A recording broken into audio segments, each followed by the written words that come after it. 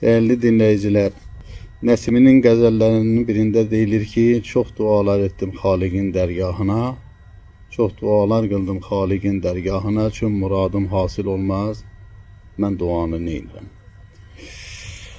Bugün bəziləri deyirlər ki, mən çox dua elədim, çox Allaha yalvardım, amma dualarım qəbul olunmur. Səbəbi nədir?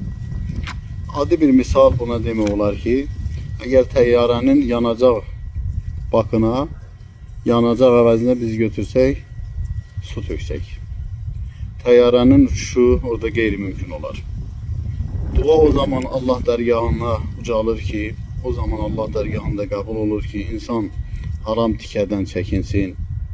Hədislərimizdə də var ki, duanın qəbul olmasını istəyən bir şəxs qazancını və tikəsini halal etməlidir. Bundan əlavə, dua xeyir istəmək deməkdir.